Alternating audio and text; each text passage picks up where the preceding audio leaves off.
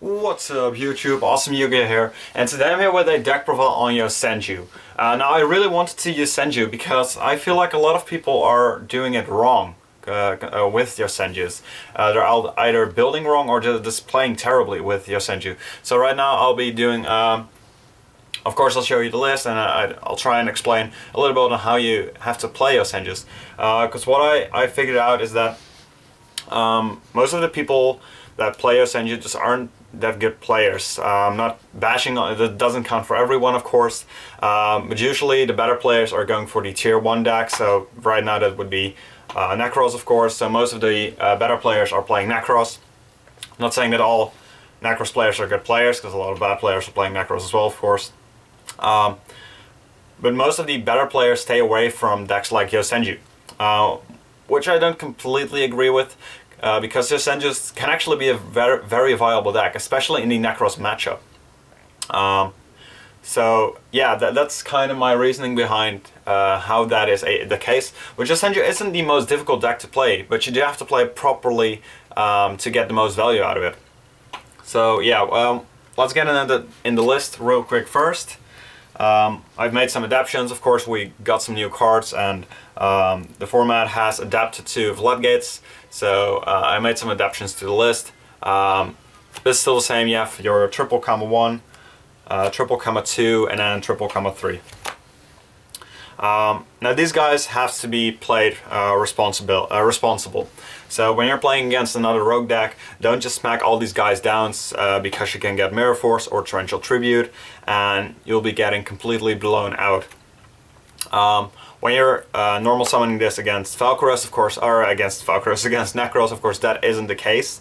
And good players will get knowledge pretty much all the time, but you can give them a bit less knowledge when you know your opponent's going with Valkyros. Is just summoning one. Let's say you tank it for comma 3. Just normal summon the comma 3. Even if you have 2 other ones on hand, you might want to summon another one, but not both. Because you know they're going to use Valkyros as well. They're probably going to use it on only the 1500 damage you might take. But definitely if you put down 2, then if they wouldn't Valk, this would get its effect off. But now they don't have as much knowledge as if you were to just summon all of these, attack, oh Valk, alright, end phase, they go back to my hand. Now your opponent knows your entire hand. So if you were to just summon the 1 or 2, and you're ending with 3 cards in hand, now they do know that you have a third monster, pretty much, because if you were having a spell or trap, you just said it in fear of Trishula. But they don't exactly know which one. So they kind of still have to play around some of these things. They might think like, oh, maybe he has, not of course when you tank it for it, that'd be stupid, but in general, let's say you didn't tank it for it and you're having 2 monsters in hand and you're only summoning 1 comma 3. Oh, maybe they have another comma 3, or when you're summoning 1 comma 2, maybe they have another one. And even if you're summoning this from tanky and you're only summoning this and you're not using any of these 2, they still have to guess, does he have comma 2 or comma 1? Which might be relevant to towards some plays they'll be making if they want to play around comma 1, for example, especially game 2 and 3 when they're juggling with a card, for example, as Decree or Danko Seka. So that's just a general lesson in Yu-Gi-Oh! Don't give your opponent more information than necessary. Alright? So that's those 9, and then to round up the Yosenjus, you have 11 total, to Tsujic. I implemented some other normal summons too, so you don't want to have too many normal summons in your opening hand. So Tsujic is fine for now. This is the one you want to draw the least. Mostly this is your second guy. He is probably the best normal summon against Necros, because once again you can just normal summon him, boost him to 2000 and force the Valkyros out every turn. But he's not the one you want to open as a combo, or yeah, let's say as a combo piece in this deck. So to Tsujic, and then the last 2, the Torna King, of course, put it to the main deck because going into national seasons or WCQ season with the European Championship as well, Necros is definitely going to be the most played deck from now on, especially since people found out that Shadol just can't consistently win from Necros. You have your triple mistake, but that's a non-searchable trap, and you're pretty much going to lose from Necros if you don't have the mistakes. So Thunder King to beat Necros even more easily, and it's a decent card in, for example, the mirror match as well. And against some other rogue decks, like Volcanic, it's not the most awful normal summon against Volcanics. And then the last one is Gravekeeper's Commandant, and this is for the Necrovellies I'm playing. So I want the 2 Necrovellies and the Gravekeeper's Commandant. That is, if you already have the Necrovelli, this becomes 2100 with nothing to laugh at. And of course, it's deck thinning. When you don't have the Necrovelli in the searching dish, you can search for your Necrovelli. It's kind of like a Terraforming, just better in this instance. So that's it for the monsters at 13. Now you do have a lot of searchability and thinability in this deck, so 13 is a good count. Usually you're going to open them with like 2 to 3 monsters in your opening hand, which is fine. Oh, another thing, which I see a lot of Yosenju players doing, is going first. I get the theory because you want to put down your floodgates, but Necros is going to clear their field when going first. You know, they're not going to leave something on the field because they should be afraid of Trishula from an opponent's monster. So they're either going to try for the Jinlock, or they're just going to put down an empty field. In which instance, if you're going second, you only get 1 more card. So you have a card more. You can +1 with Tanky or Kama 3. You can actually normal summon to put down some pressure and put some damage on board. Simply put, go second when you're playing Yosenju. Go second. Really, I can't emphasize this enough. I have no idea where people are going first when they're playing Yosenju. Or at least I know why they think it's good, but you shouldn't. You really shouldn't. So alright, let's continue. Triple Pot of Duality.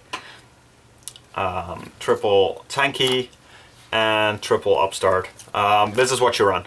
I see a lot of people not playing the upstarts because of life, I guess. A lot of people cutting Tanky or Pot of Duality.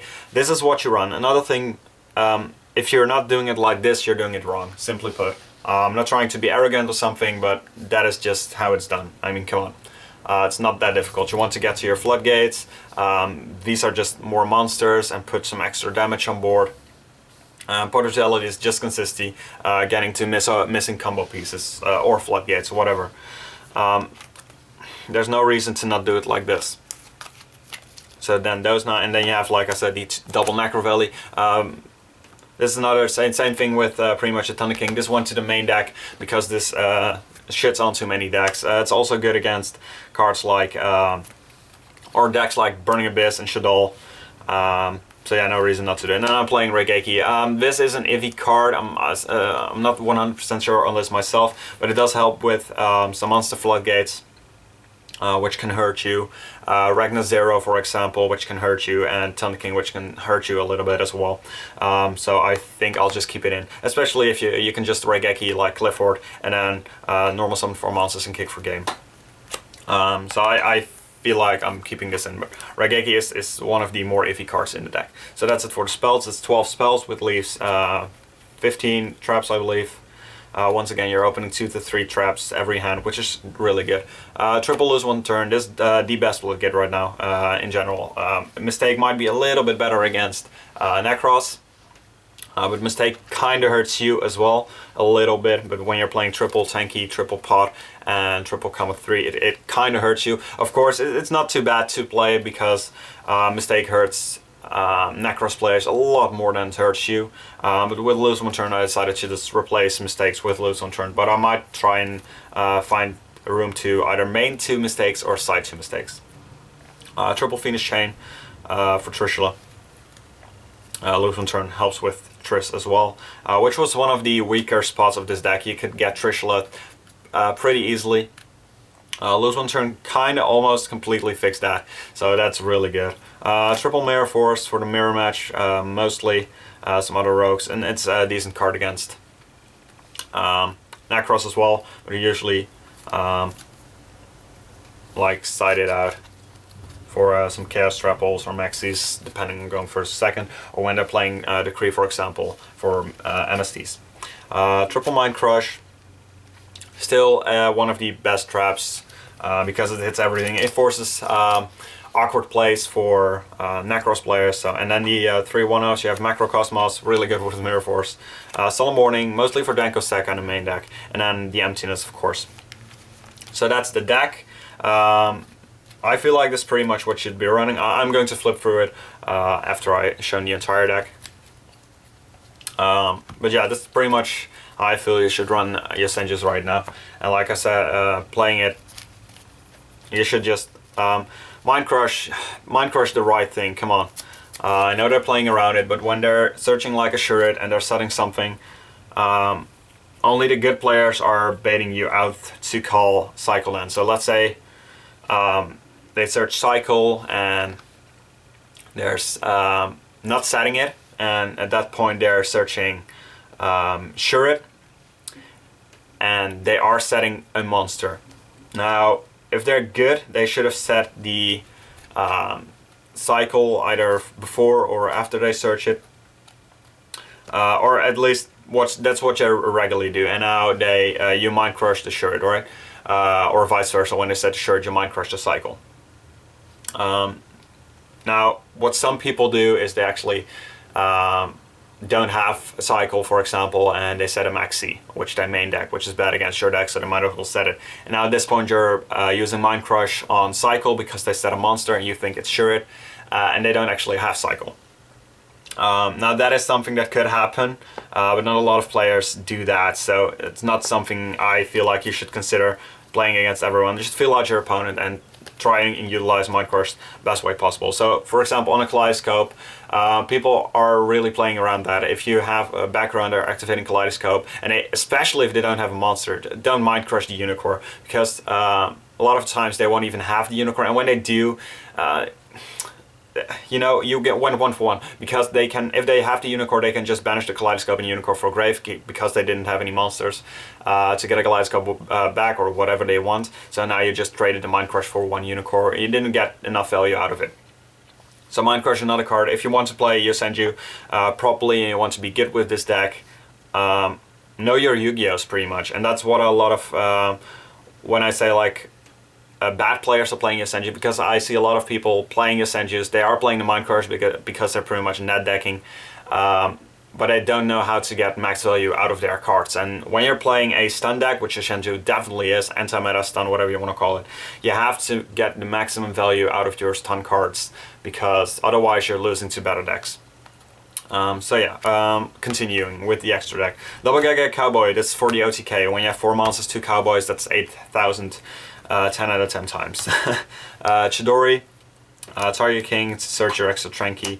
101, decent against the, especially with Necros players playing Bullblade with the Emptiness lock.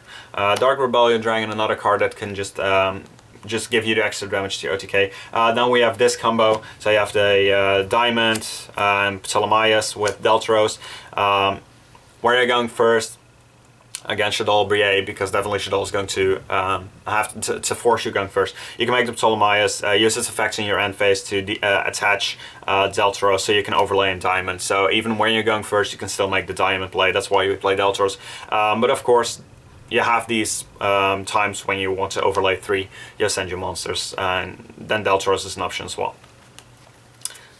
So that's that. Then Exiton for Clifford. Giant Hand is one of the better cards in the mirror match, really helpful card against Necros as well, and against Satellanites it definitely simplifies your matchup. So if you're able to play, if you want to play Yosenju and you want to be as competitive as possible and you have the opportunity to play Giant Hand, you should definitely play Giant Hand. Rhapsody, obviously, obvious reasons. Dweller, Kara Gordon, of course, protecting your floodgates, and then Ragna Zero for the mirror match. And it can be helpful against Clifford, but I've noticed recently that, it's been a theme for quite a while that Clifford players, pretty much since they got Monolith, they're usually going to have Monolith and Scout in the zones, and Sacrifice being as one. They don't get the attack boost that often anymore, but when they have Carrier in the any zones or Sacrifice attached, then Ragna Zero can still put in some work. So that's the extra deck. Side, triple maxi. This is game 3 or 2 when you're going second against a lot of decks, definitely Burning Abyss, Necros. This tops their big plays. They want to put some big boards down, so because Yosenju can struggle with big boards. Of course you do have Camel 1, but still. So So Maxi helps with that. The triple MST that's mainly for hitting those Telenova Alphas against Telenites, and the decrease if some decks side it in. If you see that, if you see decree game 2, or even if you expect in decree, you can side in 2 MSTs just in case, but I don't really recommend that because you do have some outs in your main deck as well. You have Camel 1 which could bounce it, you could go into Chidori to bounce it, so you do have some options in your extra deck as well, even Deltros. Chaos Trapple for Denko Sekka. Now Denko Sekka, another card that isn't that much of a problem, but this just makes it that much easier.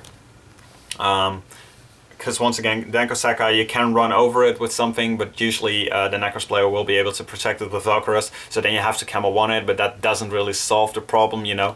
So Chaos Trapple just helps a lot, and it hits the juice as well. Double Light Imprisoning Mirror for Teller, Triple Shadow Imprisoning Mirror for Shadol, and BA, because I feel like Shadol and BA are being more played than Teller. And then 2 MVPs against pretty much everything that isn't Necros, but even against Necros you could side it in. I don't recommend it. This with hit Valkyros, for example. But against anything Rogue that plays Mirror Forces, plays Torrential, definitely Satellanite. This is definitely the MVP card against Satellanite to hit those Alphas, their Torrentials, their Mirror Force, like I said. This forces your own plays through. You can only use it when you have a Yosenju on the field, so it's mostly for your own turn.